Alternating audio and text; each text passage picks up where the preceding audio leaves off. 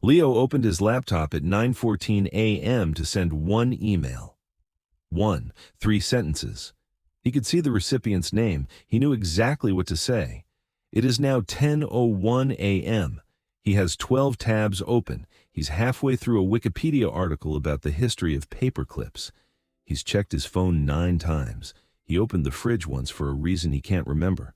The email is still sitting there, half-written, blinking cursor mocking him from the corner of the screen. Leo is convinced something is wrong with him. The truth is, nothing is. What's happening inside his head right now has been studied in labs at Stanford, Berkeley, and Princeton. It has a name. It has a measured cost.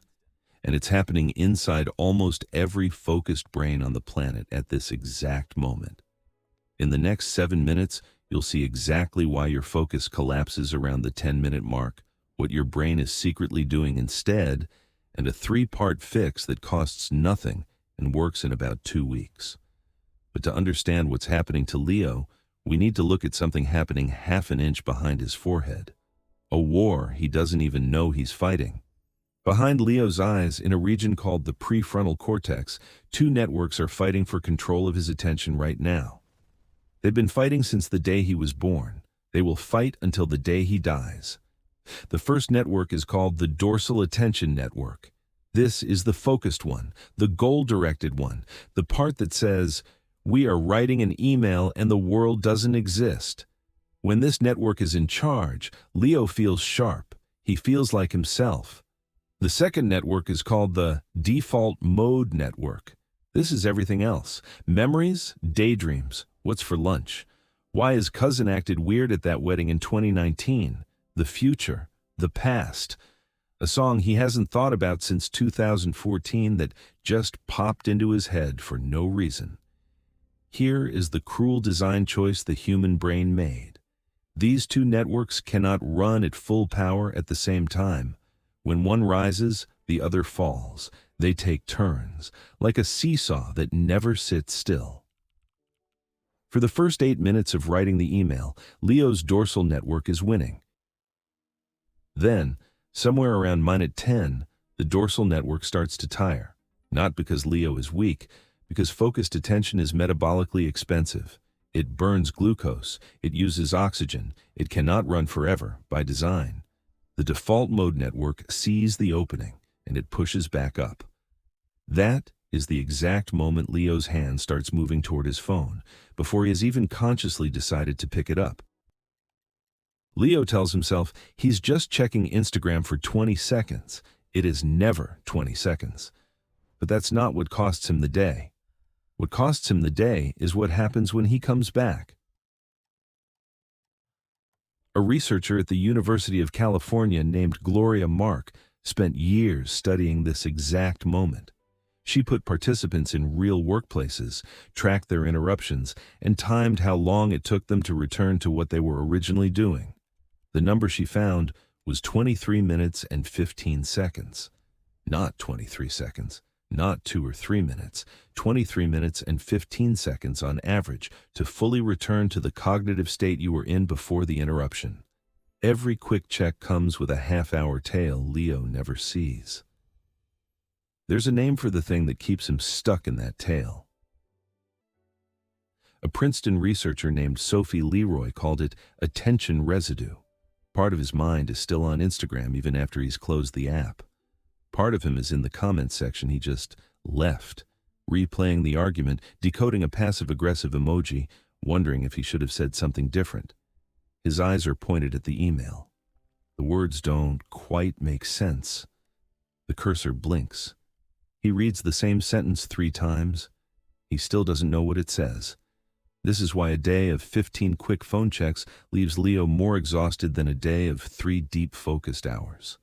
The quick checks were never quick. Leo's brain is not broken. Leo's brain is doing exactly what it evolved to do over 2 million years. That's the problem. For most of human history, paying attention to new information was a survival skill. A rustle in the bushes could be a predator. A new face in the village could be a friend or a threat. The humans who ignored novel things got eaten. The humans who couldn't stop paying attention to novel things had kids. Leo is descended from the second group. Now, imagine a device sitting in his pocket that produces a perfect novel stimulus every 7 to 15 seconds. New face, new joke, new rage, new cat, new face, new joke. Every swipe is a small, unpredictable reward. His ancient survival hardware cannot tell the difference between a saber-toothed tiger and a notification from a person he met once at a party. And here is where it gets uncomfortable. The more rapid novelty Leo gives himself, the higher his baseline for interesting climbs. After 2 hours of scrolling, an email looks unbearable. A book looks unbearable. Like a low-grade itch he can't quite locate. He's not losing focus.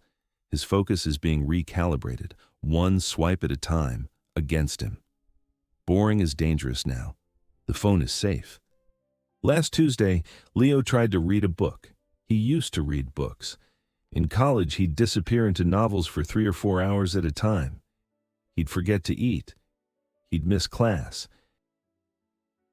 His friends would have to physically take the book out of his hands. He picked up the book at 8 p.m. By 8:04, his eyes had glazed over. By 8:06, he was reading the same paragraph for the third time, and the words were just shapes. By 8:08, his hand was on his phone, and he hadn't even noticed it moving. He put the book back on the shelf, and for the first time, instead of the usual irritation, he felt something different, something quieter. He felt sad, because in that moment, he understood something he'd been avoiding for years. The version of himself that could read for 3 hours hadn't disappeared because he got older or busier or because adulthood is harder. That version got trained out of him. One quick check at a time, one scroll at a time. 10 minutes of attention chipped down to 8, then 6, then 4.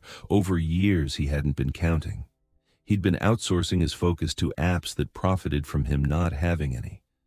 And the worst part wasn't that he'd lost it. The worst part was that he hadn't noticed losing it until it was almost gone. The Fix is not a productivity app. The Fix is not waking up at 4:30 a.m. The Fix is not a planner with 12 colors of highlighter. The Fix is recalibrating the same brain that got recalibrated against him. There are 3 things, and they work because each one reverses a specific mechanism we just walked through. First, single task in small blocks, not 8 hours of deep work, 25 minutes of one thing, phone in another room, not face down on the desk, no tabs open that aren't related. When the timer goes off, take a real break without a screen. This trains the dorsal attention network to hold focus a little longer each time. Attention works like a muscle. Atrophied muscles don't stay atrophied if you use them. Second, kill the novelty intake first thing in the morning, not forever. Just the first 30 minutes after Leo wakes up, when his brain is at its most plastic and most ready to set the baseline for the whole day. No phone, no email, no news. Sit in boredom on purpose. This one is hard. Stand in line and don't pull out the phone. Eat one meal without a screen. Walk somewhere without headphones. Boredom isn't the absence of stimulation. Boredom is the brain finally letting the default mode network come back online to do the things it was designed for. Things Leo has been blocking it from doing for years. Consolidating memory, solving problems in the background, remembering who he is when nobody is watching. The point isn't to focus more. The point is to stop letting his brain be trained by anyone except him. Back every single minute of it.